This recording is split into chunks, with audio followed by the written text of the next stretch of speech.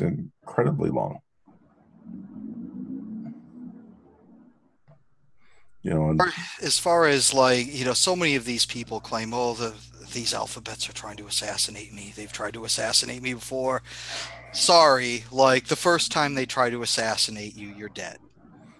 yeah, well, but it's a lot of people that I don't mean to be demeaning, but are really in no position where they would have any knowledge that would be important enough to spend money to have a doctor work on them. Exactly. And they say, they're constantly spying on me and whatever. Well, they want to know what you buy. They want to know what crimes you commit. Well, crimes you commit basically are cameras around. Things you buy, Amazon gives it to you anyway. And to think that they have these chips in their body and things like that, that's pretty much a sign to me that they need professional help. Mm-hmm. I've got chips in my body, but I won't tell you how they got there. Oh. Anna put them in. It's part of what was left. Part of what was in her heel. Chips of her heel. I won't tell you where the chips are implanted in Ebon's body, but I will say that they came off of a very sharp heel of Anna's. I have a question for you guys. All right, so I turned off the water main on my house late yesterday, just to saw off and put end caps on the tubes, and there's no leaks. That's great, and I turn it back on, except I don't get any pressure anywhere in the house. I do get it in the garden hoses. So when the pipes that go directly from the water main to the hoses outside, and then that goes somewhere, and I haven't tracked it, and it goes into the water heater. The water heater, for some reason, was the pilot light was off, but I turned it back on. It won't light by itself, so I have to light it for it, and then it's on now. But I still don't get any pressure. I mean, the garden hoses have around 55 psi. I have a pressure gauge, but anywhere else it's zero. Okay, let me walk back again first. You just turned on your water for the first time in the house? No, it was on. Then I turned it off yesterday, just at the main. But you had good pressure before. Yeah, I had good pressure before. And it's open all the way at the main? Yes, it's open all the way.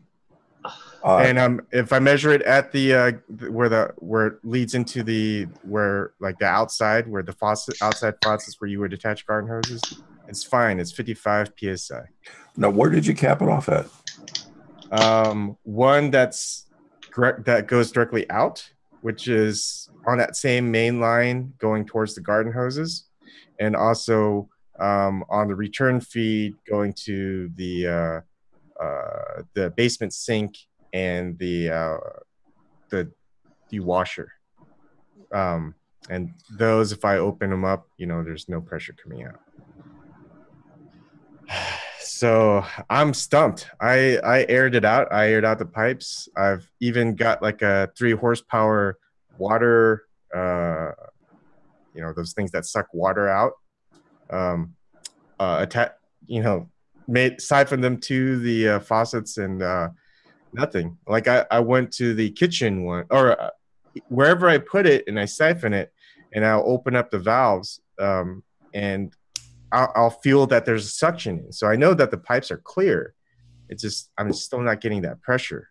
So, there's a valve? There must be a safety valve between, because I don't know really how any of this works. I'm just thinking, is there a safety valve between the house and the main? It wouldn't matter because I wouldn't be able to get any water from the garden hose faucets if I wasn't getting any water from outside the house. So I know the water coming in is fine, because I just I could keep running we just get to make the toilet flush. I just get a bucket, fill it up with garden water, and put it at the back tank. Garden water. What all? You mean holy water? What? What all have you tried? Do any faucets in the basement work? No, Do you know? I try. So there's the washer outlets, and one of the hot water for that one feeds into the basement sink. There's the cold water line that comes off, and this all comes out from the water heater, and the cold water line that comes from also feeds into the water heater, which also goes out to that same sink and that same washer. And I think, of course, from the water heater, it also goes upstairs to the main floor, which has the kitchen sink, which has the bathroom sink, and it has the bathroom upstairs. Those are the only other 3 water outlets. What kind of heat do you have in the house? Forced air or water? Forced air. Okay. I was just checking to see if we had the right pipe system. Okay. I mean, if you'd mixed up the two, it'd be strange, but yeah. Yeah, I'm stumped. It's possible that it could be a clog. Yeah, I'm worried about that. But the thing is, when I put the siphon of the water drain thingy vacuum with the water vacuum, or whatever you call it, I'll go to the other faucets and I'll feel it, and there's a suction. So obviously that the pipe ways are clear. Or clear back to a common point for them, but it might be clogged further on back. So you might have had some scale come off. Yeah, I'm worried about that.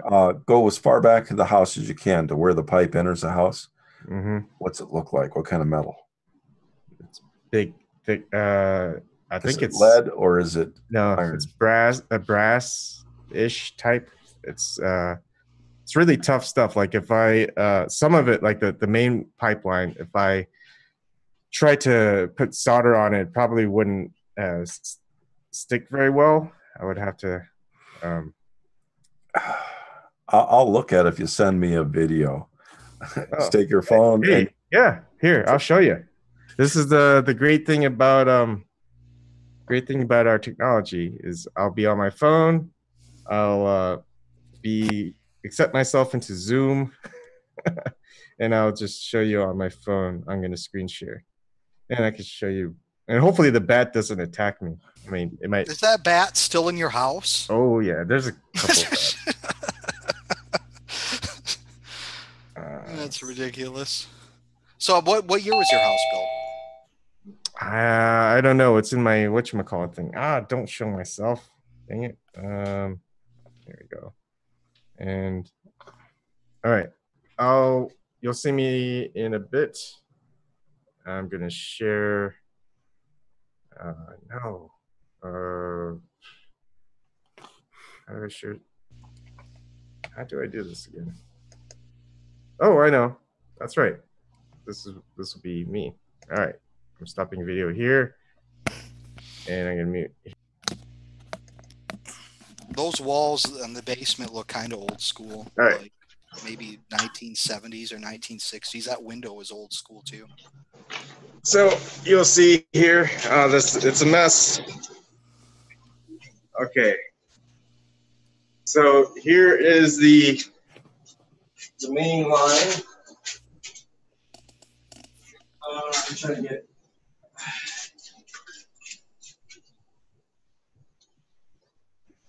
All right, so that's coming from the outside. There's a valve. That's all the way open. That line goes on up to that thing, which I'm still not sure what the hell that thing is. I think that's like a pressure. I have no idea. So it's one pipe that goes all the way up here, and A lot of cobwebs still. Up there, I capped this. That one's not a good cap. That one's a good, better one. That main line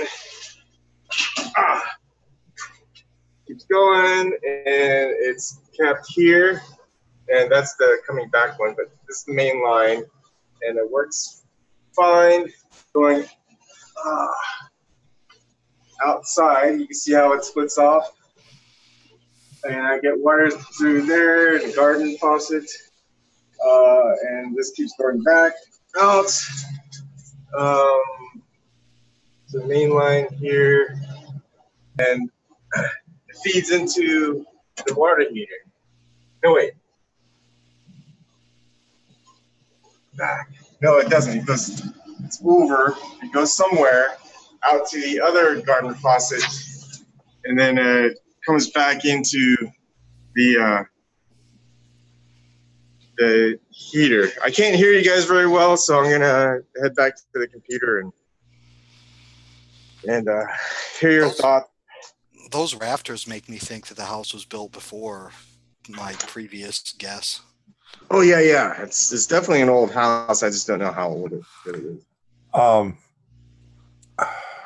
Did you happen to find a pipe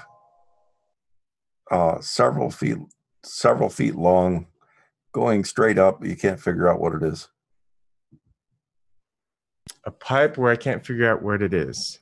Going up, but seems to be going nowhere. I do. It's called an air hammer pipe. Okay. And it's to reduce the whack you get when you turn water on and off. Okay. Air from the line gathers in there, and it gives you a little springy action so it doesn't go on so hot.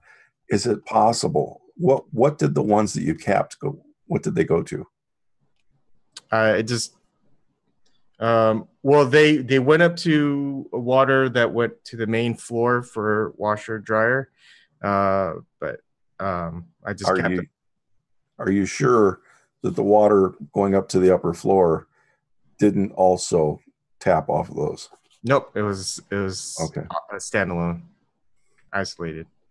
The one that went up is the same line that feeds into the basement eventually, for the basement washer dryer. So it didn't make sense to have them both. So yeah, it's difficult to understand. Okay, so that one pipe that goes up to where it seems like nowhere, if I find that, what do I do with that? Don't get rid of it. Otherwise, every time you flush the toilet, whatever else, when it's done to get wham. Okay, but that wouldn't help pressurize the pipes. No, but sometimes people think that's a pipe going upstairs, and they cap off the good one. Oh yeah, I wouldn't cap that. Okay, I just capped four sources, and they're pretty much going nowhere. I mean, I'm not nowhere. They're going to the same lines that go to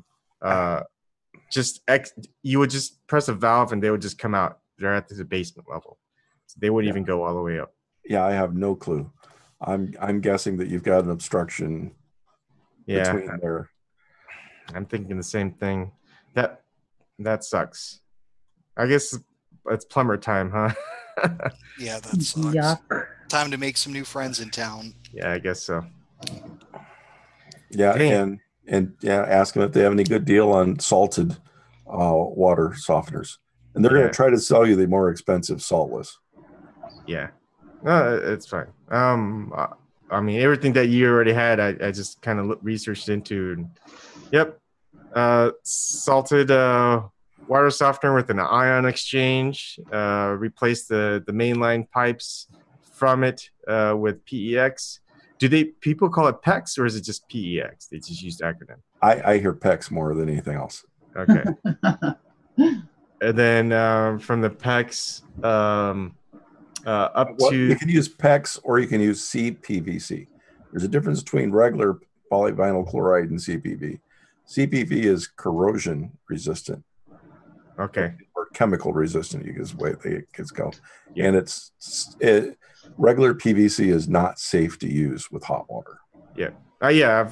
At the Menards, it's all chemically safe and stuff like that. They do have a heat limitation though, so they have different ones. They have ones where like it's safe up to like 100, like 185 Fahrenheit, and like higher or lower. So you definitely have to choose which ones. But you don't recommend it's replacing everything in the house, all the pipes with PX, do you? That's totally up to you. It's a cost. If it's working, yeah. No. If the guy's going to have to replace pipes anyway, yeah, copper is expensive, and you want to get the lead out because you have the kids. Yeah. But I never want to suggest to do something to somebody, that is unnecessary. Yeah. So anything between your water softener or between your water filter and the outside world, I wouldn't replace unless you're going to anyway. Would you? So here's another thing. So we're gardeners, and for our lawn, not just our lawn, but like plants and trees and crops, I guess, small crops. Do you recommend water softener before the garden hose? No. You do not want to water soften your garden. Okay. Because you put too much salt on them. Yeah. Okay. So it would be after that. Yeah. Okay. Yeah. You want your unfiltered water going out to your salt, your garden. Okay. Did you see what Bob said? I got to pull up that chat. That or he did cut off. I don't think so, Bob. Basically, from the main line that goes out to the garden hoses, I kept that off, and that's not affecting the garden hose. That part of that pipeline and part of another pipeline that's returned from the water heater went at the basement level, goes out to two pipes. They connect with one valve and then two outlet pipes with their own separate valves. That's all I cut off. That would just be at the basement level to feed into a washer. So I know that's not going to affect anything. The other thing is coming off that same line is I capped that off. That just goes out to the main stairs. That's just one line. That's the cold water, and then on the hot water coming out of the water heater, that at the part where it's going to the basement heater and back to the sink, which is the last thing that it goes out to, I capped that part where it goes all the way up there. So two separate pipes that would go up, and those are all that I did, just 4 caps. So yeah, it's a mystery. I've been trying everything, and I figured the only thing it is there's probably some clog somewhere, and I just need to know how to find it, where to find it. I figured the thing is there's not a lot of valves on the pipe themselves, so the only option I have is the outlet. So I don't know what to do. Just tap on it, see if there's hollow sound or not hollow sound, and if it's a hollow sound and then there's a thud sound that's not hollow, then there's probably some debris or something. But how to flush that out is also another thing. I had a house from 1880 something, and it had a lead pipe going to the street all the way. Wow. And it had crudded shut, and it cost like $18,000 to. Oh, Jesus Christ. Wow. Well, the whole thing had to be replaced, right? Yeah, all the way inside the house to the meter had to be replaced. And then the city replaced every single pipe down the street. So everybody had to be replaced. The main line was even lead. So everybody had to end up spending money too? Wow. Oh, just because you... No, but I mean, everybody's house was just about as bad. Oh wow. Snort, you should. Are you going to do a science and technology talking about the like the water softener, Yeah, five-stage, we could set six-stage? something. Because I think that would be beneficial to everyone, not just Mhm. like me or a few of us. I mean, Yeah, because like I said, for your application, water softener can have multiple purposes. mhm. And to bring everybody else up on speed, you were concerned about the radium in your water, correct? Radium, and because I haven't really tested it for it, because I haven't gotten to it, but I will. But also anything else that comes through, which lead or whatnot, which I need to do lead testing too, which Yeah, just well, to make sure. Yeah, you always want to test, and the one I sent you, it actually had a lead test. There was a link for what lead test. Where would you? Is that on the Twitter or No, email? The one of the one water softener link I sent you actually came with the lead test. Oh, okay.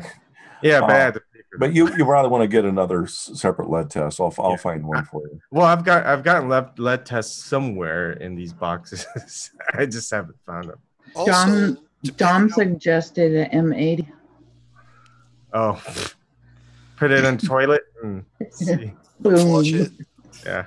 What about asbestos? I mean, that house looks a little bit old. Yeah, there's asbestos, mostly on the vinyl carpet, which we covered with the wooden flooring, and there's lead paint, which we painted over. That's not mostly an issue, except for like the windows and the dust, and I did a lot for. How old is your daughter?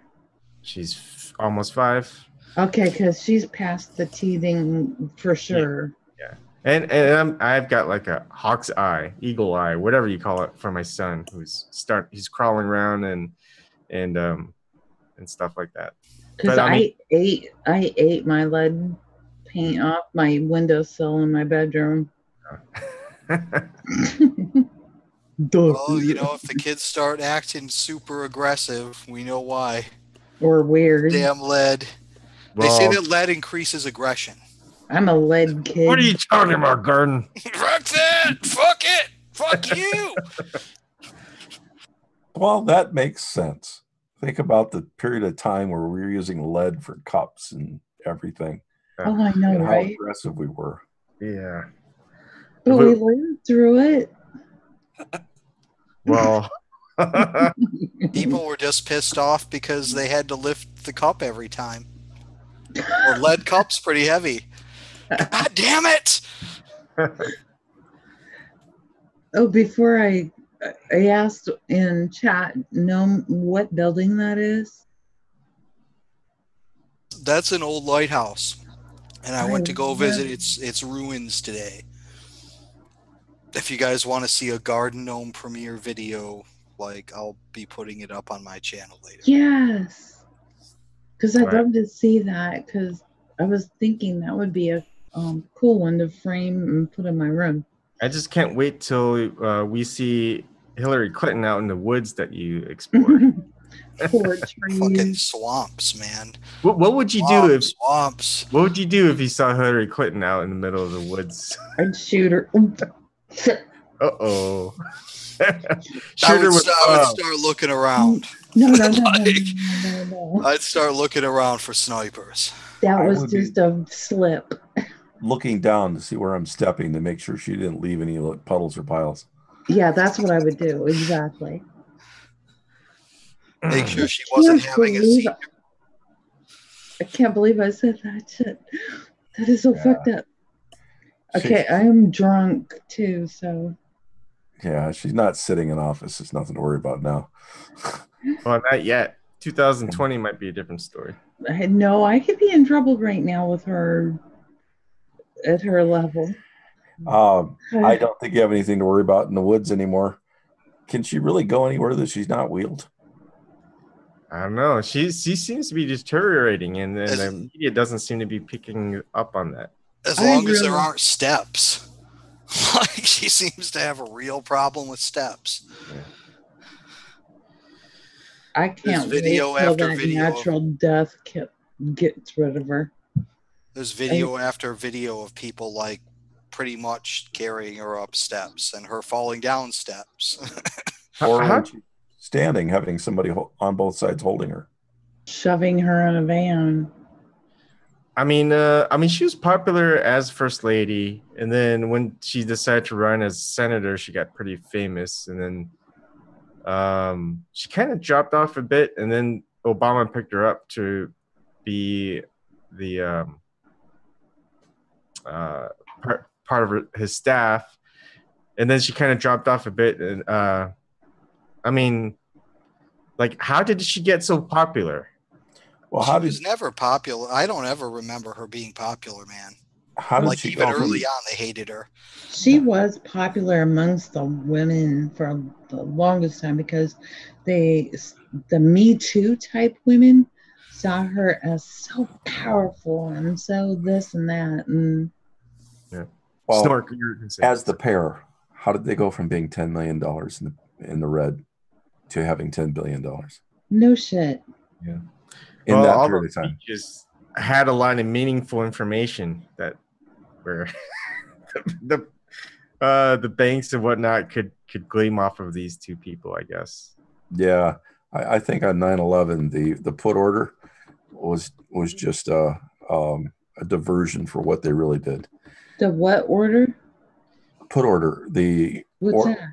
It's betting that something bad's going to happen in stocks. Oh yeah, okay, gotcha. There might have been another put order somewhere. Somehow something criminal almost has to happen to make that kind of turnaround without having any product that she delivered. Was it selling anything? Just suddenly. Well, the Clinton Foundation. I mean, we have that. That's and we know about Haiti. That's pretty well known crime. Yeah. Isn't that oh God, when I finally had it sink in, all the crap about that, it was like I got sick in the gut. There's kind of an implicit threat against Puerto Rico, if you ask me, that they, if you don't accept our reforms, you're going to end up like Haiti. Exactly right. So, like, I think that there's a lot of implicit threats in the kind of carrots and sticks that they're offering the people of Puerto Rico. And, I mean, Haiti, that's disaster capitalism, like, taken to a new level. And the people of Puerto Rico are afraid that something similar is going to happen to them, so they accept all of these privatizations and whatnot. I mean, in a lot of ways, Puerto Rico is starting to look more like parts of India in that sense, where everything's privatized. For worse. Well, it's really bad in India with the way they're privatizing, like, just basic utilities. Well, yeah, but the Indians aren't being pushed off. In Puerto Rico, people don't have any place to even have shelter, and then suddenly people are saying, "Well, we're going to put up some business here now." Well, they built houses. I think that they built like 3 houses with the hundreds of millions of dollars that they raised, didn't they? What about that guy they hired from like North Dakota or Montana to go down there and rebuild their electric grid? I don't know. I've only heard the peripherals of that. I don't know about the details. That's the things, when I'm listening to Bill Cooper too, it's like, how many hundreds of millions of billions of dollars do we put into all these charities or whatever, trying to stop like cancer and AIDS, all this relief, and like what happens, what are the results? It's been how many decades? And the results are like no better. It's like, what's all this money going into? Most of these charities, the actual purpose they're going for is less than a penny for every dollar. Yeah, right. Yeah. The Kakoman, or I think that's how you pronounce it, I was given to that for many years. It's the cancer thing. And then I found out that most of the money that is donated to that is given to the administration. Yeah. And it's like, fuck that, you know, because I thought it was going toward actual science research. Oh, hell no. Yeah. And you know, 'cause I just don't know hardly anybody that's getting any funding from this. But other things, so there'll be, we're having this charity. We need to raise money for these people. You know, they need food, they need clothing, they need shelter, they need jobs. And we send them a crate of Bibles. Ah, fuck yeah. I know, right? I get, well, it's the bread of life. Mm-hmm. And then we see how much money is spent on infrastructure within the U.S. and then we see how much money that we send to like Israel, and like, what? Really? We can end a hunger in the United States, just the United States, with probably just a quarter of the money that's sent over to Israel. So why? Like, just subtract 10 bombs and we could do really well here, you know? We not only pay for Israel's health care, we pay for anybody. Health care? Yeah. We also fund preservation of Hebrew scholars. So there's all these people that read the Bible every day, and I bet you can pull up YouTube. They're paid every day that their job, and is a large portion of the Jewish population. I don't know what it is.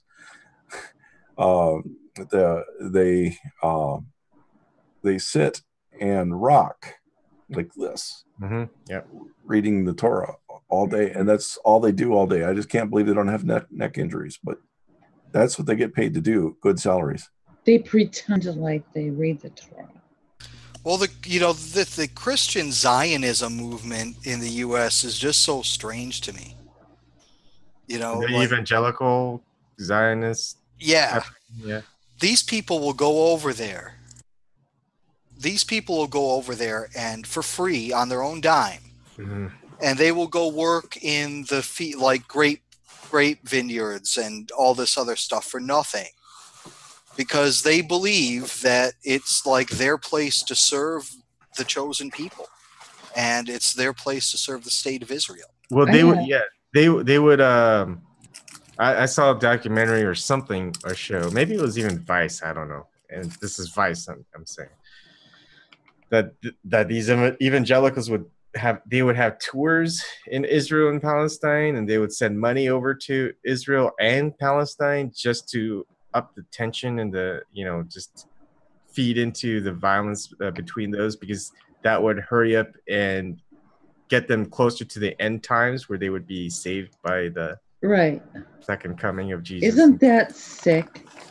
Yeah, that is messed up. That is so messed up.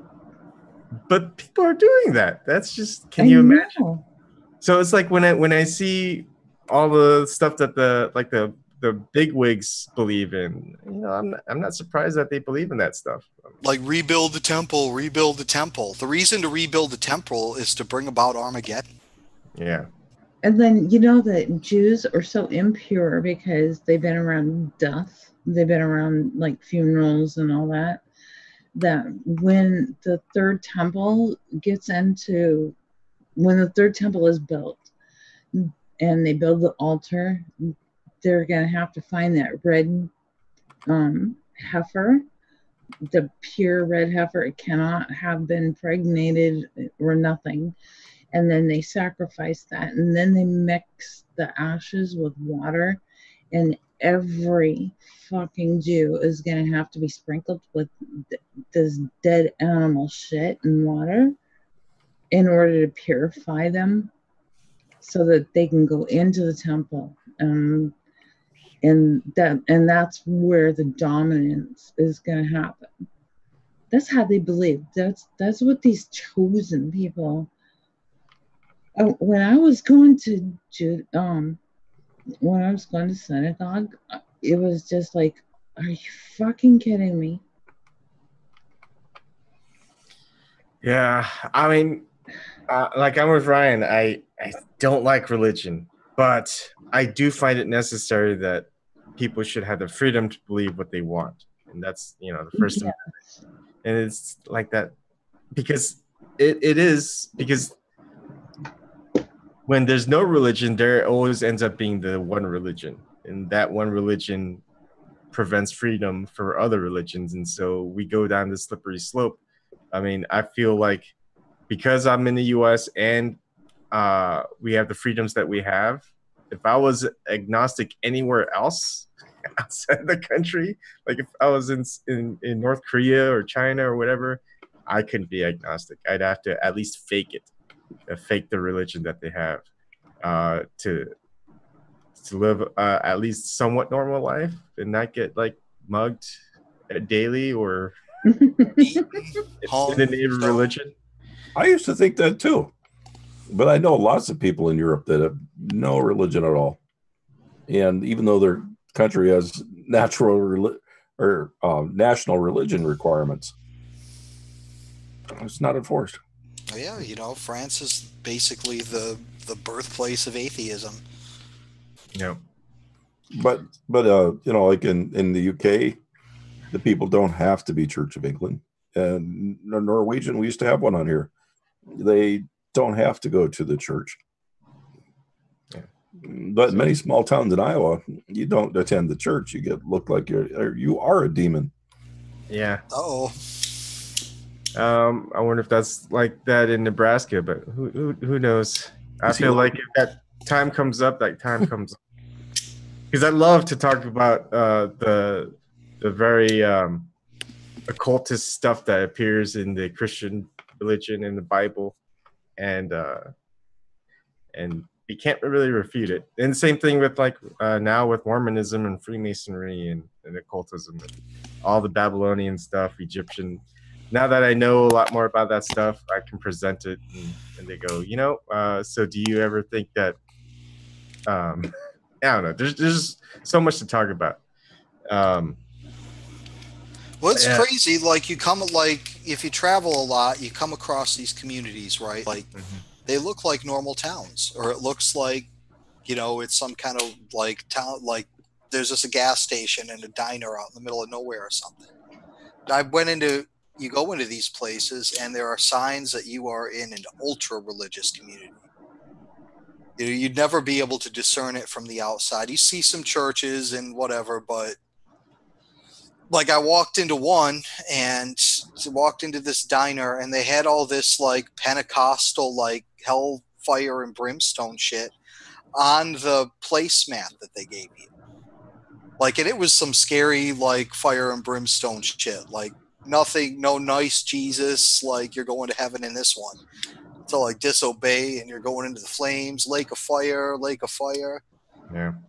And this town doesn't seem too bad. I like a lot of the stuff is very Christian oriented. The daycare is Christian. The daycare before that was Christian, not so good. It all depends. There's coffee shop is right next to a church thing. I go to it. Nice people. I figure. Yeah. I feel like I'm a follower of Jesus, even though I'm not a follower of the religion. Just what Jesus, his philosophy, and his way of just. I mean, before all the God stuff, just a sacrifice for people, putting everyone together as people rather than. Not just the rich can be saved, but the poor, the desperate, and things like that.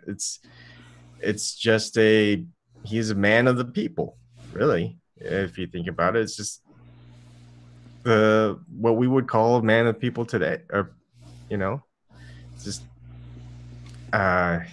you're poor, you have just as much rights as someone else. You're Jewish or not Jewish, you have the same rights as everyone else. You have the same love, capabilities, and all this other stuff. So I just feel like that's the stuff that should be preached, humanity wise. And I guess one of the most negative aspects about religion, in my opinion, is the fact that it encourages an in-grouping and out-grouping philosophy.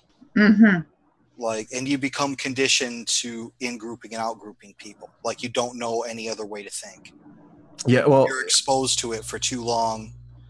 well, And some people, like, they adopted at a later age because the in-grouping and out-grouping will relieve anxieties they have. here's the thing. Also, is it still follows that pyramid scheme, because there are people that are ordained or whatever that are closer to God that can spread God's message, but you can't because they've studied it more or whatnot, or Oh, I hate that.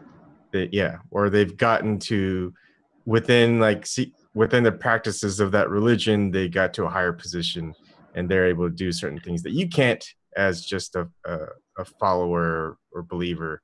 And so it is a pyramid scheme within a lot of these religions, where especially like if you think about the Roman Catholic Church with the Pope and the Jesuits, is they can do whatever they want because they are closer to God than everyone else. And so you have to go through them. They're like the gatekeeper to God. And then God tells them, speaks to them. They talk to the people and tell them what to do. And if they don't, then, well, they're going to hell or whatever, you know? So it's that same pyramid scheme we find everywhere. And I just don't like that part. I feel like everyone's on the equal plane. They all go to the next plane equally. You know, there is no pyramid. If there is a thing, lake of fire. Yeah, it's you know, if we are talking spiritually, no one leaves anything with any material, right? So it doesn't matter how rich you are. It doesn't matter what your race is. It doesn't matter your gender. If we're talking spirituality, and you know, we leave a material realm to a spiritual one. Look, none of the stuff in the material world matters. None of our physical traits matter. So none of what we accumulate matter. We can't take our houses with us. We can't take our cats or dogs or wives or or what have you. So that's why I just think we'll never know the full story of Jesus Christ in his life as it really was. It's all blown out of whatever mythology it is throughout the ages. Well, you shouldn't worry so much about treating it like a historical event, you know, and try to find out like who was Jesus. We'll never know. What you want to do is just try to glean what you can from it, what you can apply to your own life from the story. Mm-hmm. You know, some people find that story like very important to the way that they think, and it's really shaped who they are.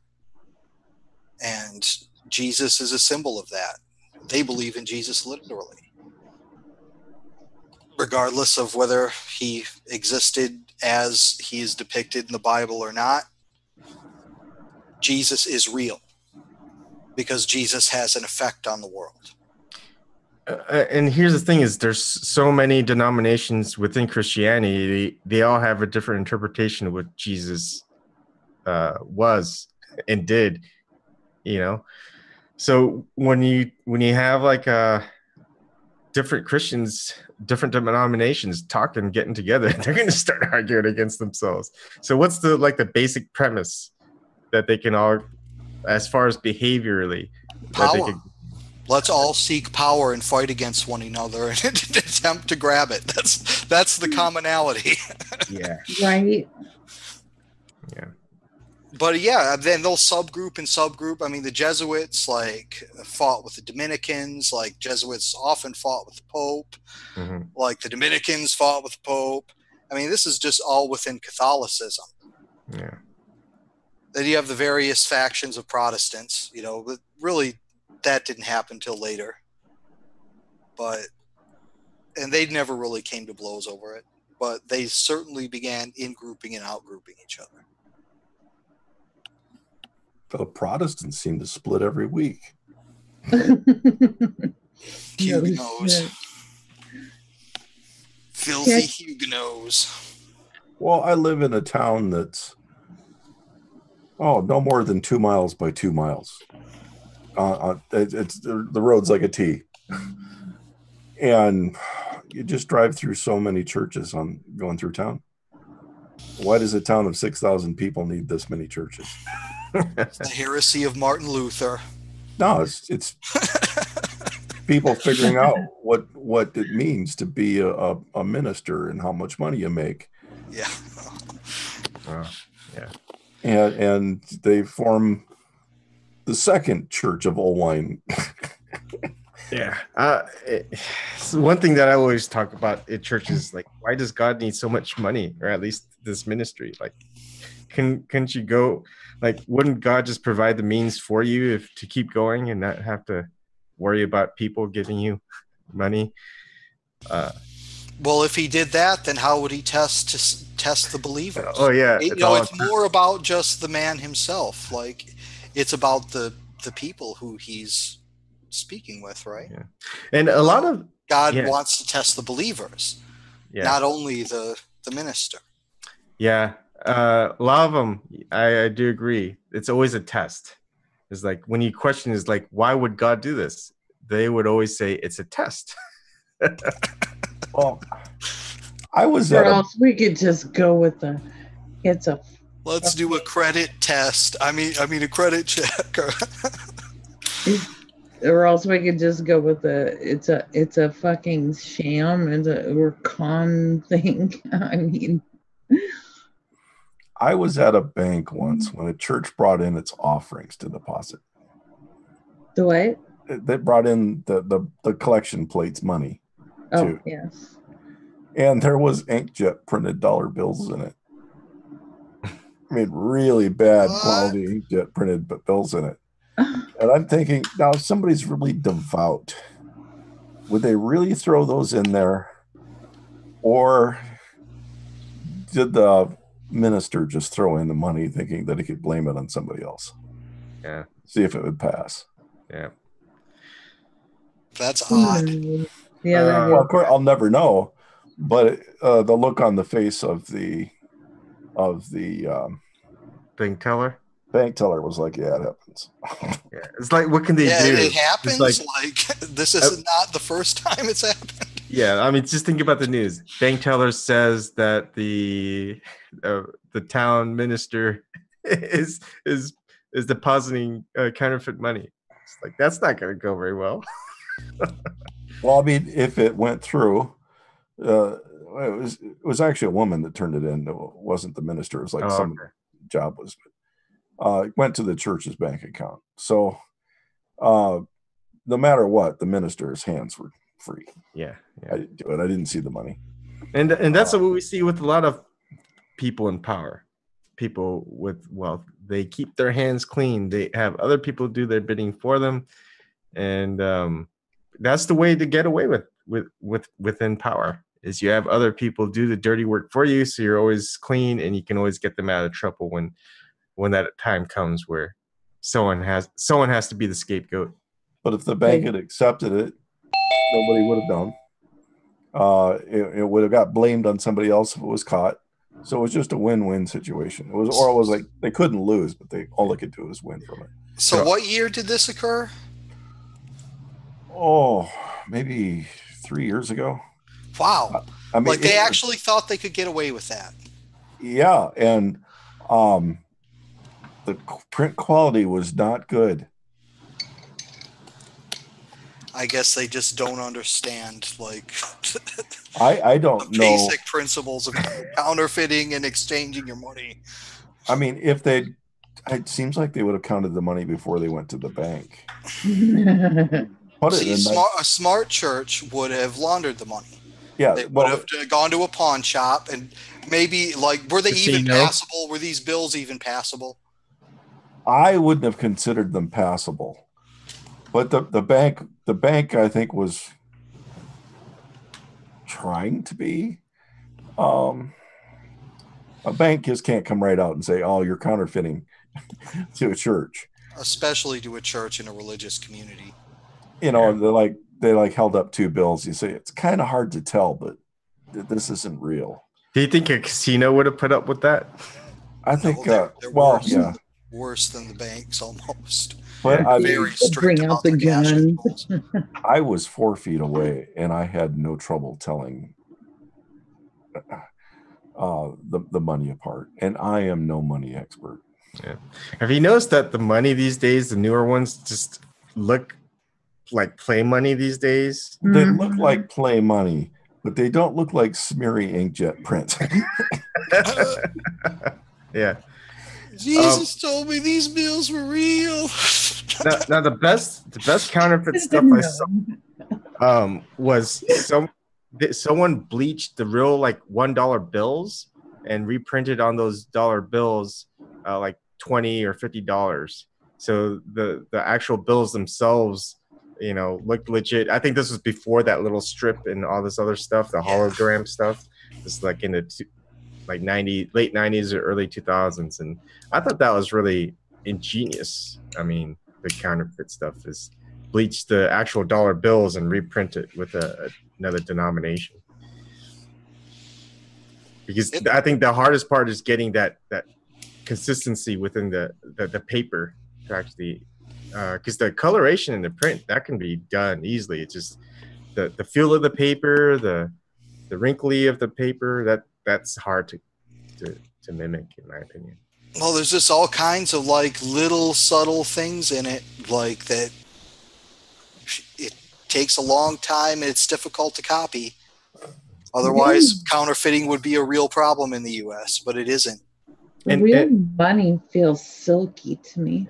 And the easiest way to go about it would be not to put like 10 stacks of the counterfeit, you know, all in one and hand it to the bank. You put that one or two little one within, you know, real stack, and throughout time, you know, it adds up. So that's kind of how it was, but it was more than one or two.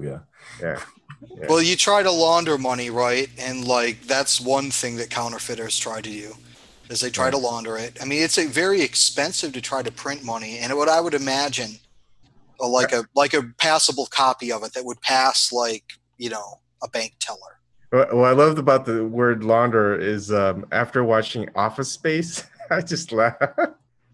So what is laundering? And they look up in dictionary, it says to launder money. It's like, we don't even know what laundering is. How are we going to do this? You know, and I'd imagine nowadays, in order to properly counterfeit money, like you need specific materials, and then those materials are kept track of. Well, we got Snork. Let's start laundering money. He's a materials engineer. Yeah, no shit.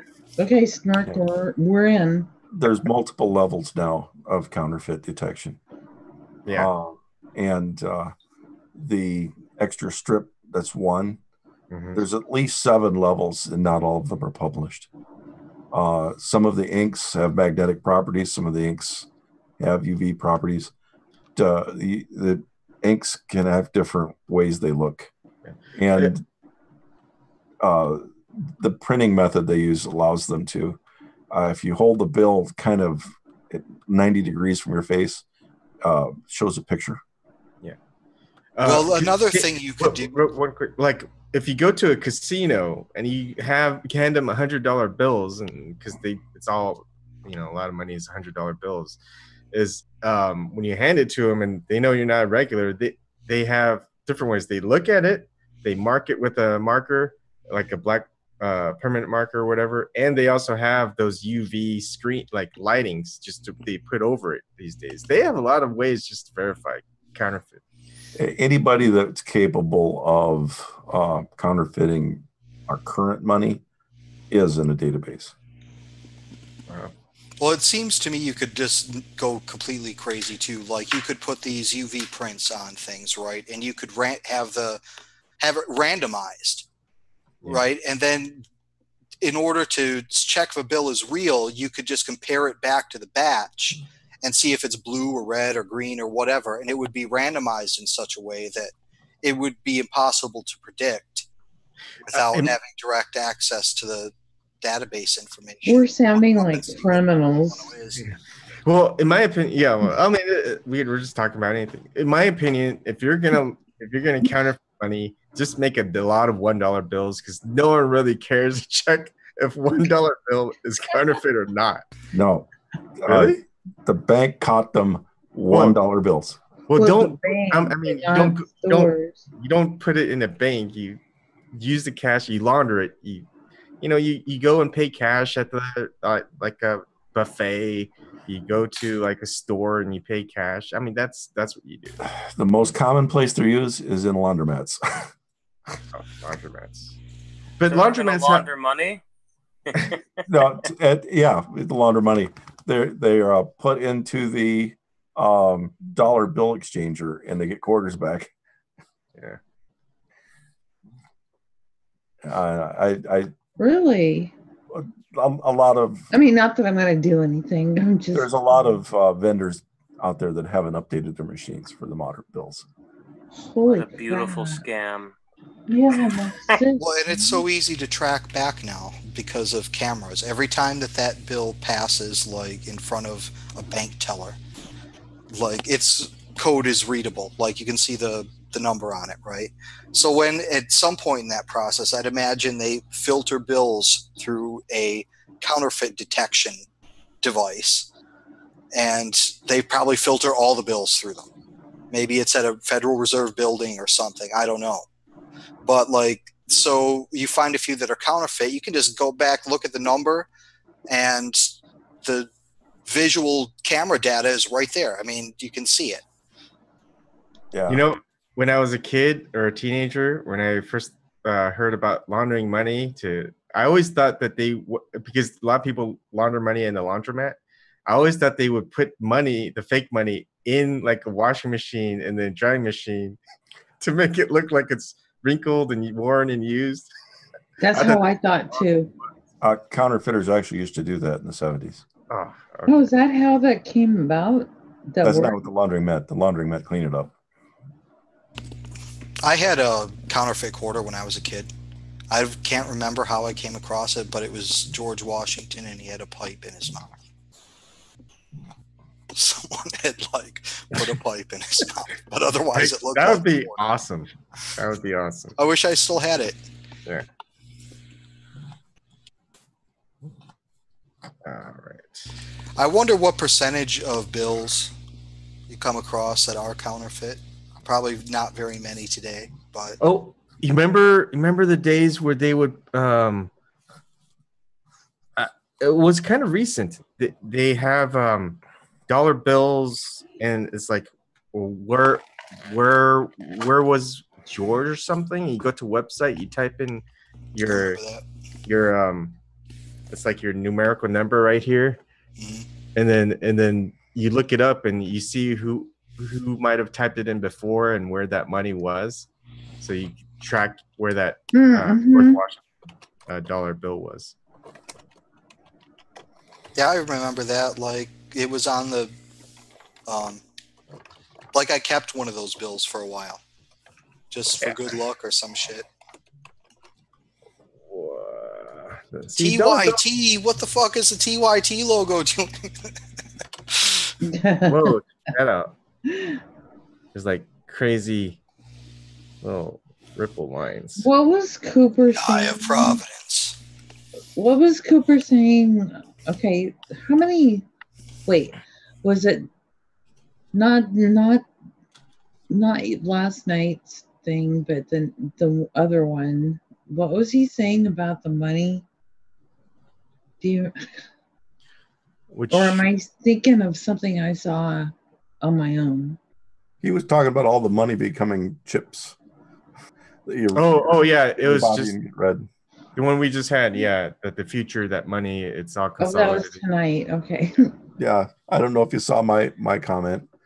I think it'd be a good idea for that, but I think the chip should be on your right buttock, and that you have to wave your butt whenever you make a purchase.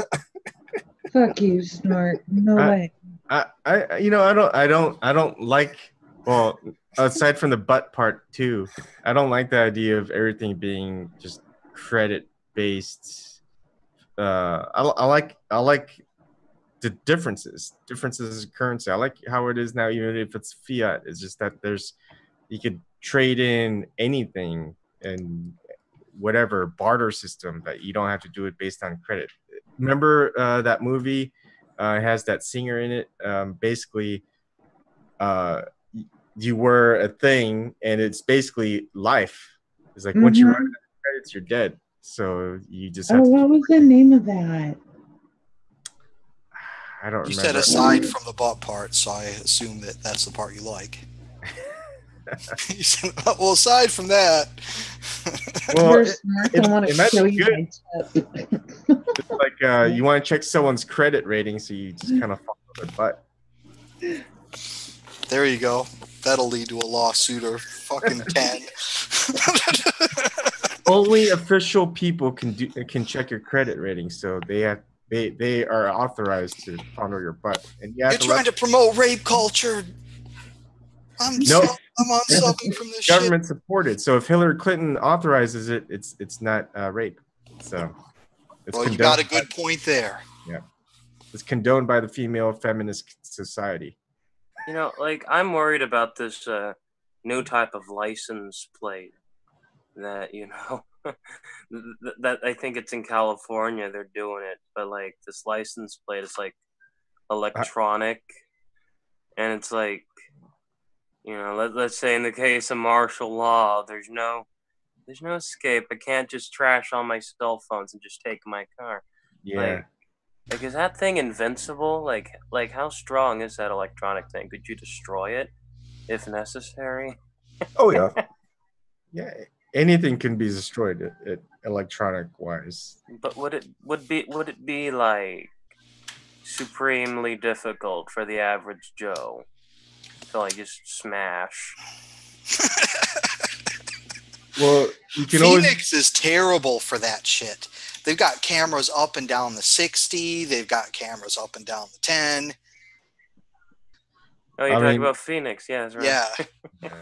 Let me put it this way: try passing one of those cameras, and your transponder is disabled. You're going to get pulled over. You're going to get tased. You're going to get sprayed with pepper. I don't want to get You're gonna get beaten outside of Banner Memorial Hospital. Hopefully, just wear a shirt saying "Don't tase me, bro." Remember the "Don't tase me, bro" kid? Yeah, you're going to learn what it's like to have a baton rammed in one ear and out the other. What was that, Victor? Oh, he's looking in the camera. He's like, "What do you keep talking into? Talk to me." Who knows, man? I'm sure that there's hacks for those things, I'm sure it's illegal to use them. Like I say, when you pass these cameras, then the trigger comes out. The car went through that did not have a transponder. Do you think pets understand technology or getting to the point like domesticated animals? Do you think they're starting to kind of understand what certain technologies might be doing in their own way? I think I think they're leading the way in programming and in other areas of hard science. We know a lot of monkeys are topping up a lot of the news stories these days. No, I've had my power go out, and Victor will run over and yank the mask off my face. The what off your face? My mask. For what? You have apnea or something? Yeah. Oh, CPAP. For breathing. Okay. If you sorry. That's pretty smart. I think animals are learning from humans. Yeah. I've been wondering about this anatomy thing. I don't know, like, can like the human brain really realize what's happening around it once decapitation happens? I mean, I've been reading into it for less than 7 seconds. During the French Revolution, there's all kinds of cases of people like seeming to try to talk and their eyes move around and whatever. Yeah, I was reading like creepy little writings about that too. Yeah, about 7 seconds till the blood pressure of the brain goes down. But I mean, like, first, like the mind is like, the head is just like from what I was reading about this guy writing about what his experience in the decapitation, like he could see the like right after decapitation, you don't see any facial expression, but then like the guy saw the eyes open or something, like really wide, and like the the eyes kind of moved around a little bit, as if like somebody was still like staring at him. Definitely, man. I mean, death is very rarely the way it's portrayed in the movies, like you're in and you're out. Usually death comes in stages, no matter how you die. But with the decapitation, it's a rapid loss of blood pressure that takes and the person goes out. So it's not immediate. And it's like, you know, like I'm against the death penalty, but I go into this little part of my mind where I'm just like, well, how about all the people like like on the death row? How about you get some scientists? Well, I think firing squad is probably one of the more humane ways to kill people. Like, I'm not for the death penalty at all. Okay, but like if you're gonna do it, firing squad is far more humane than something like the damn electric chair, or even given the current state of our, execution Euthanasia? system in this country, like death by lethal injection is increasingly like a roll of the dice. They're buying all these cheap chemicals to kill people with, and they're not killing them immediately. The people end up dying slowly on the table and all this other shit. So, and it's like firing squad, like that looks like an execution, and it's honest. Like, this is an execution. Yeah, it's like, I think Utah or some state out west still allows for firing squad. I think there might even be one that allows for hanging still. But I don't like the death penalty. But some of these methods we've come up with are just beyond the pale. Like, why do we do it this way? I was reading into it, Garden.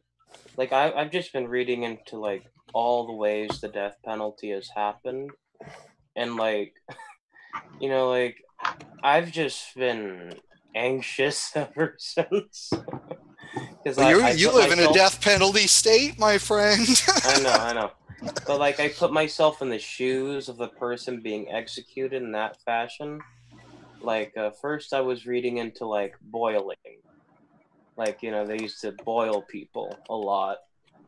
Or, like, and, oh my god, I saw this one, like, little painting of it, too, and I just imagined it. Like, this man was holding up his wife while he was being boiled alive, trying to, I guess, keep her above the boiling. Like, that looks so gruesome. Like, I just put myself in that thought, and they did it two ways. They either put you in there while it was at boiling point, or they let you wait in there for the boiling to really start. And it's crazy. And then crucifixion, like you kind of think, oh, crucifixion, that's a pretty tame thing. Some people think, because I guess Christianity made it. It's one of the worst ways to die, I'd imagine. It is, like, they cut off the circulation to where the point where you're, like, I guess kind of bleeding, or I don't know. It's really complex, but like, well, all kinds of things are going on. Your body is ripping itself apart because you're falling off this damn cross, but you're still tied to it. And like your internal organs are getting like mutilated as a result of you hanging off of this thing. And the fact you're starving to death. You're dying of thirst. You're out in the sun. The fact is about it too, like Garden, it's like with every breath you take, it gets worse, and it's designed that way. Every time you take a breath, you're just impeding more on death. But you can't supposed to collapse your diaphragm. Yeah, and you can't just hold your breath because the brain is wired to just keep on breathing. I swear, it's so gruesome. People have invented all kinds of crazy ways, man. Like, another bad one is the Chinese came up with some really bad ones. One of the worst ones, though, is they would put you on this flat, like it's like a swing, right? And you laid flat on it, and they'd put you like kind of close up to a wall. And then they would kind of swing it a little bit, so the first time your head just kind of bumped the wall enough to hurt. And every time, or after a few cycles, they'd swing it a little bit more. So eventually your head was just fucking caved in. And they would do this as a means to extract confessions. So a lot of the people who went through this would survive and just be permanently all fucked up. I mean, severe brain damage. You know, I was out, like, a lot of people like to point at the Middle East and other countries and say, like, you know, like to go on and on about like how the West is just so clean and so pure. But like I was reading into this type of execution where like they did this in public, but like they disembodied you in public. Like they took out like your organs in front of people. They'd spin them up on a spindle. And but like they like drawing and quartering and yeah, they all of that. They restrained you on like this ladder while they did like this guy disembodied, like taking out your guts, your eye, like, and it's, oh my god, we're humans. We're disgusting. Go check out The Hammer of the Witches. Go ahead, check that one out. Torquemada, like, he was just some psycho, and they just let him run loose. He was the one who really headed up the worst parts of the Spanish Inquisition. Oh my god. And like there's also like another European tradition of like if you're royal blood, it's like bad luck to shed the blood of royalty in like some time in Europe. But like so instead of like shedding blood, they would just drown you. Like there was a drowning execution for those of royal blood because they believed that it was bad luck to shed royal blood, I guess. Well, there's something, the Aztecs had something similar. I can't remember the name of their water goddess. I think it was a goddess. It was this frog-like thing. Anyways, you know how the Aztecs were fond of sacrificing young people and children specifically. So what they would do is they would treat this child as if it were a representation of the god for like a week. They would give it everything it wants. They would parade it around town as if it was a hero. We're talking about like a 4-year-old child that doesn't know any better.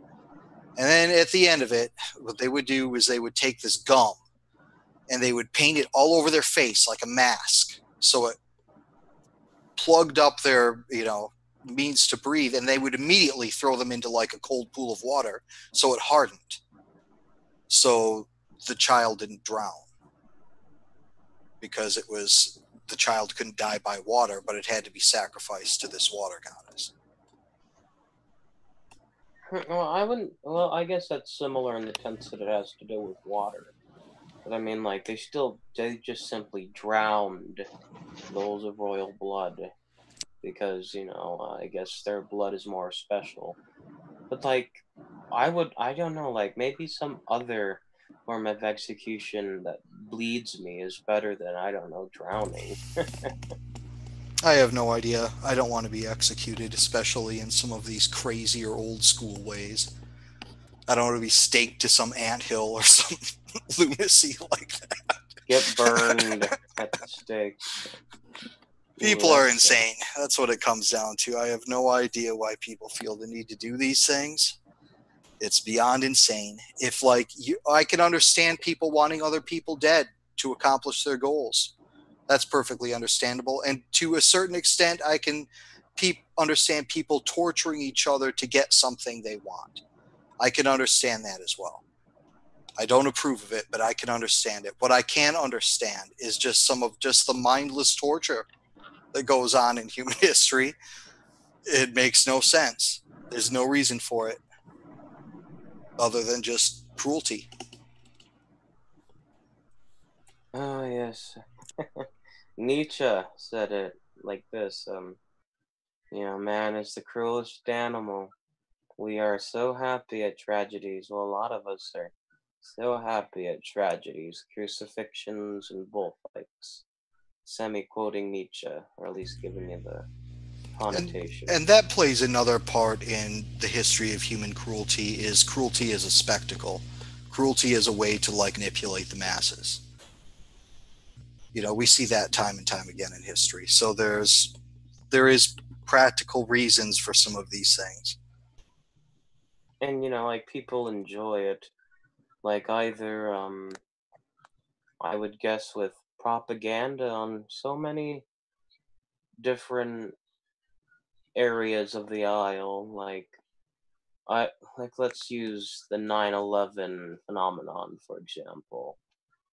You know, like, I usually don't like to say, I'm usually not the person who uh demagogues against Muslims, because religion is just stupid in general to me, but that's just me, so whatever. But it's like, I actually had one Muslim friend. Not I have plenty of Muslim friends, but this one Muslim friend once, like, I once asked him just questions into it, and I got to understand his side of the aisle of thinking, like, Osama bin Laden's a prophet or something close to that. Like when I was going on about, you know, Muhammad to many Muslims being the last prophet, but and then I said, who's the closest person to that? If Muhammad's the only last prophet, and then, you know, he said, I don't know, Osama bin Laden, he tells me. And, you know, I don't know, that's just something that hangs Was in he my just mind. trolling you or what? No, he wasn't trolling. He meant it seriously. I know, in some, like, this was like an actual conversation. Like, me actually with a real query receiving a shocking answer, but whatever. Like, he actually, like, and he didn't, like, even back down from it or nothing. So it was whatever for me, because then I see in America, we see other people dying and enjoy it in the movies. With American Sniper, that's what I mean. With American Sniper, a propaganda film like that was used to justify a war based on a country that didn't attack us. And, you know, like, how they pump up Chris Kyle to this day as uh, just some fucking, just God. Yeah, what can you say about it, really? You know, people enjoy violence. Yeah. Like, there are probably ways that we could handle that better. We're never going to eliminate it, but there's probably ways that we could handle that better than we do. Much better. Oh yeah, definitely, Garden. Definitely. Boy, once I accepted that, then a lot of that anger in me quit. We're never going to eliminate it. Just try and teach people love. A lot of it just comes down, I think, for some people, you know, people have to handle their internal mechanisms in their own way. Don't get me wrong. But I think for a lot of people, it would help them to acknowledge some of their demons, so to speak. You know, a lot of people won't acknowledge the fact that, oh yeah, I'm just watching a movie, man, but really all I do is watch these war movies and shit, and then I play these war games, and then, like, I've gotten in a couple of fights, maybe, like, you know, and they never make the connection that, like, you know, hey, you've got a violent nature. When you talk to them, like, they think it's all good. Mm-hmm. They think they have control of their behavior. They don't recognize, like, what they're doing. And there's a lot of people like that. And it's just not about, you can apply that to other things too, beyond anger, beyond violence. So, you know, our culture doesn't encourage any kind of introspection. In fact, quite the opposite. So you get these symptoms, people don't know, you know, what they believe or what they're doing half the time, why they're doing it.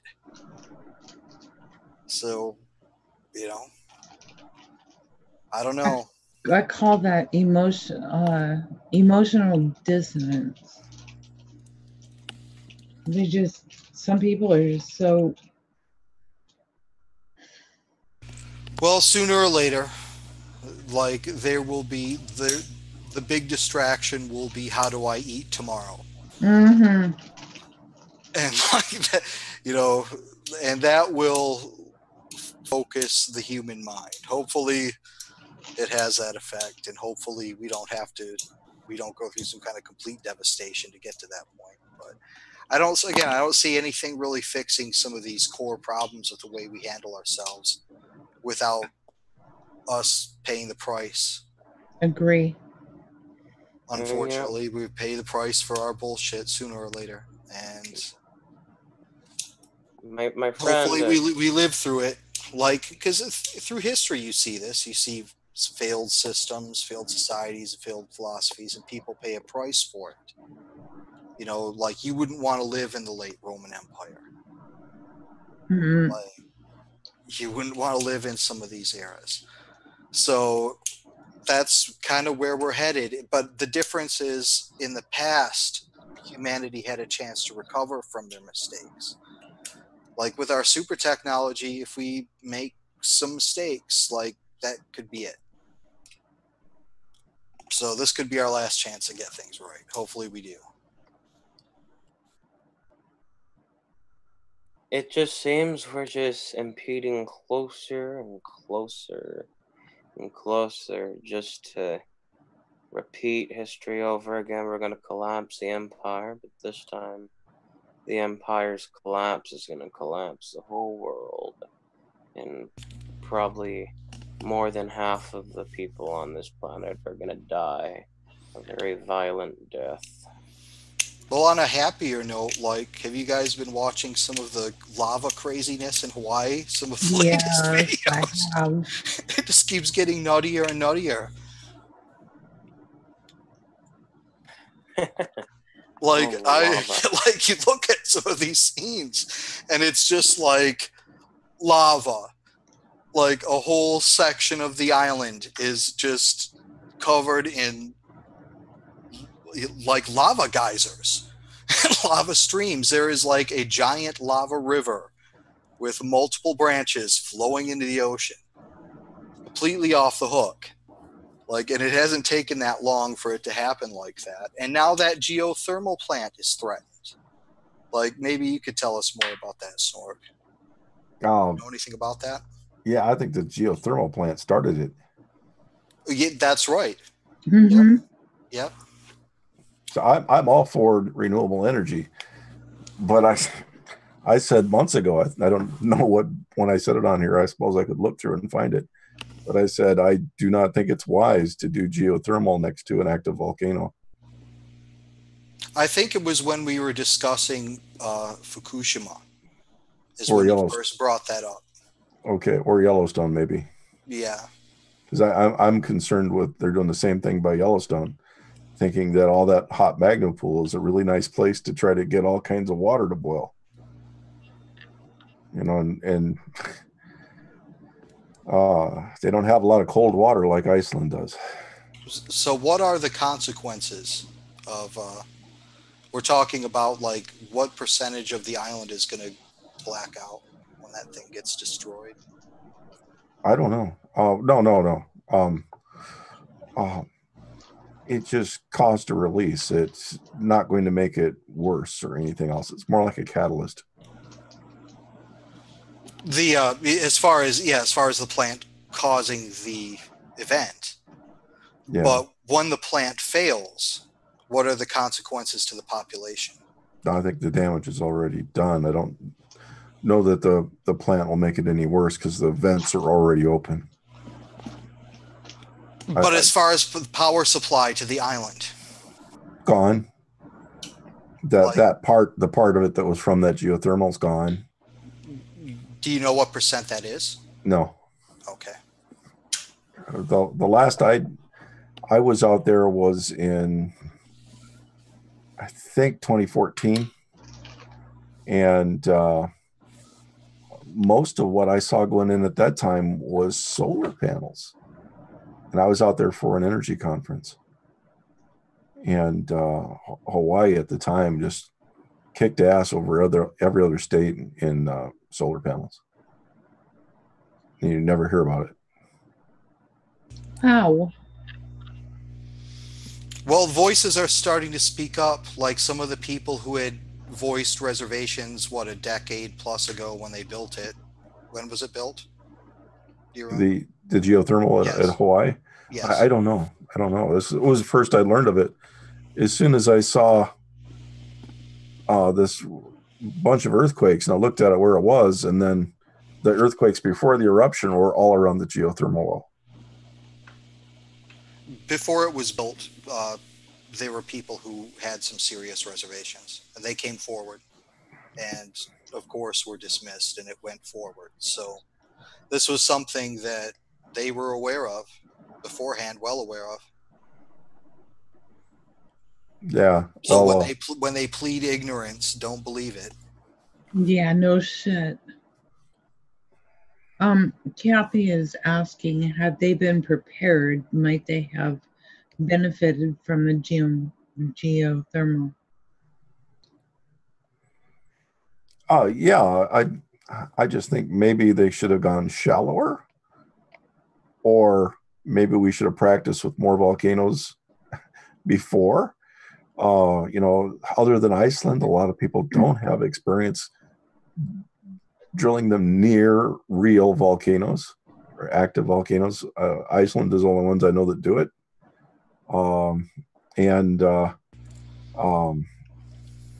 Even Iceland, they've got teams of engineers constantly watching what's going on, and they have backup plans that the Hawaiians can't use. They've actually enacted their backup actions once before successfully in Reykjavik, and the Hawaiians just can't do that. Now, Hawaii doesn't really get hit with too many tsunamis or anything of that level, does it? I don't think that this is low enough that a tsunami would be an issue. Well, and there are magma pockets out underneath the ocean off the coast of Hawaii. That's correct. So if there's not a high risk of storms, or maybe that could have been what they did. They could have built some kind of oil rig type device out there and generated power from that, and just ran lines from it out. I mean, it would depend on how deep the magma chambers were under the ocean bed, but it's pretty shallow, like right around there, isn't it? Like, it takes a while to get out to the shelf, doesn't it? I think you're talking about the Loihi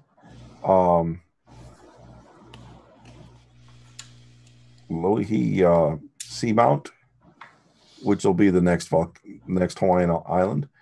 I would say it's probably even worse to try to tap that than it would be to go for the main island's volcano. Now, that volcano is not a tiny island. It's on par with height with the Mount Everest. Just most of it's underwater.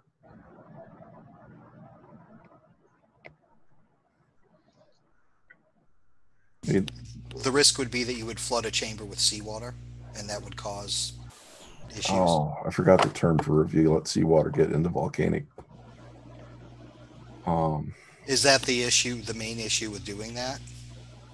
The main issue is it has a certain amount of pressure it wants to equalize. I see. And if you break what's holding back, it's, let's say we've got an egg in an eggshell. Mm-hmm. There's a certain pressure you don't want that eggshell to go beyond. Okay. And if the egg is at pressure, do you want to scratch away a little bit of the shell, find out how much pressure it's under? No. And that's what I view us doing with the geothermal. We're scratching away at the shell that's protecting us from an emission. That's interesting. So how deep, do you know how deep they went? The geothermal plant? Don't know anything at all about it. I just know that it's the immersion kind, which means it's basically a version of fracking. It seems Hawaii has other energy solutions. It seems like they could put some windmills out to sea. They could Hawaii solar panels. Hawaii is actively trying all kinds, and maybe that's why maybe they thought that this was the most safest way to go. Now, you mentioned something about the Canary Islands once. Yeah, the Canary Islands had a really good experiment. They have wave and wind energy, and in order to shut off their coal and other fuel, they wanted to be able to store the power. And they hollowed out their mountains because they're a tourist place. They didn't want to dam up an area and make it look less nice for the tourists. Canary Islands are one of the major places for tourists to go from Europe, because it's down closer to the equator. A lot of Europe is bleak in the winter, so they zip down there real fast. It's not that far, but somebody came up with the ideas. Let's pump the water up into the mountains during the night and let a higher demand period of the day, the water flowing down past turbines, let that power the island. But they had to make a deal to get that done. And then it's an island, and islands have problems with fresh water. So when you have fresh water suspended up high, the problem was the more water they pumped up, the more the local people started wanting to take longer showers, use water for more purposes. And the biggest problem that they have is that the demand for water has just gone through the sky. And they keep wasting their stored energy as water supply, because they only considered the amount of water storage to meet their demands for electrical usage. So they really need additional storage for the people that want to use the water. I'm picturing massive resorts and whatever, just draining water out of the reservoir. Yeah. And also cruise ships. I mean, right. But and other ships. It's right off the coast of Liberia, basically, right? Oh, I'm sorry. I got to pull up a map. My great uncle used to work for Firestone in Liberia, and he sent my aunt to a finishing school on the Canary Islands. So I've seen all kinds of pictures of it from like the 1950s and heard stories about it, but I'd imagine it's much better developed now. Back then, it was like there was still a lot of open beaches and just a lot of open area.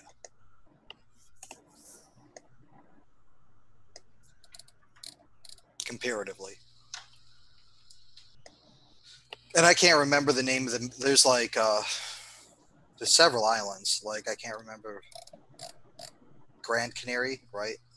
There's Grand Canary Island, and then there's a few others. My memory's slipping at 2:35 a.m. Oh, let's get that late. Yeah, I'm going to have to get to bed soon. Yeah, me too.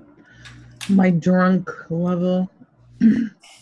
I mean, why can't we apply these? The overall point is like it seems like a reasonable model if we can manage human consumption in such a way. I mean, a lot of this is the result of I hate to sound like Trotsky here or something, but it's a result of the capitalist model.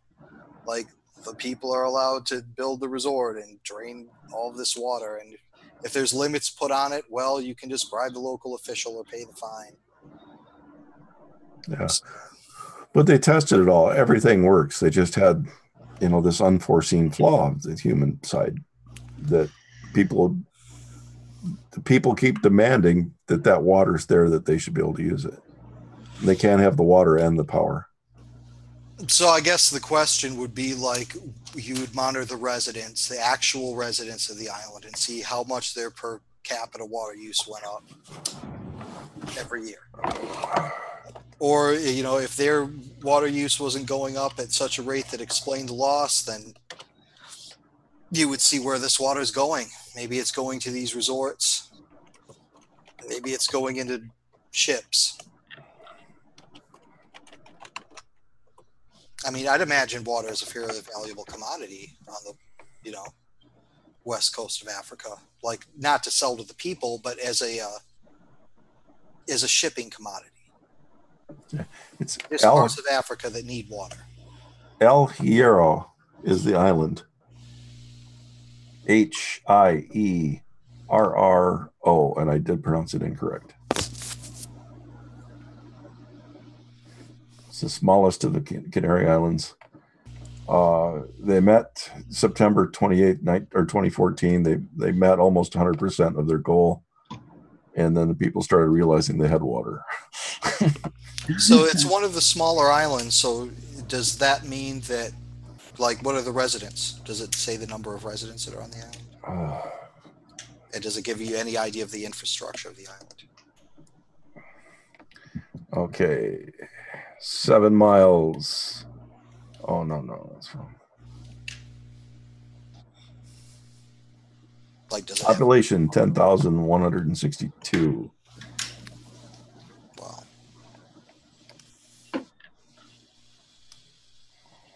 Okay, guys, I'm gonna go night-night. Right. Thank you so much for a good evening. Good night, Amanda. Good night, Amanda. Good night. So I'm eating sunflower seeds, so I don't want to show people where I'm spending out. Okay. Try and remember. I want to talk about Cooper and his establishment comment. Okay, just not right now. I'm too drunk. I need to go to sleep. Okay. Yeah. Well, I'll another one tomorrow and okay. keep going. All right. I'll be late. Good night.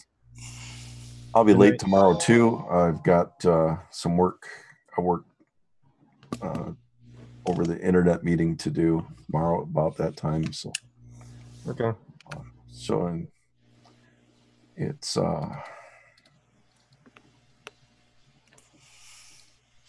Or anyways, regardless of whatever kind of research we can do here, it seems the first step to me is determine, like, you know, where the water is going exactly. Like, we can say to human use, but that can mean like any number of things. And the overall point beyond that is if you're able to control certain factors of it, like that, such a system would probably be workable in many parts of the world. Yeah, I mean, California could do the same thing. And instead of going outside, by drilling it into the mountain, they've actually got little, like, took a boring machine into the mountains and drilled a horizontal. They didn't ruin any of their access to wildlife. They didn't,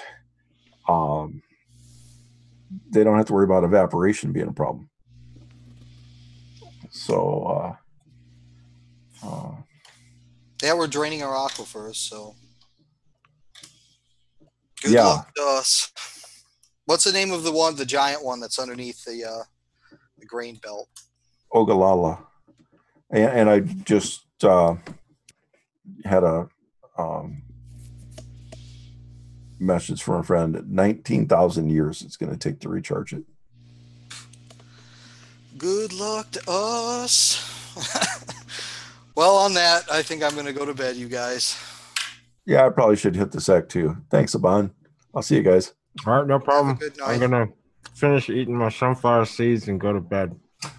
See you guys tomorrow.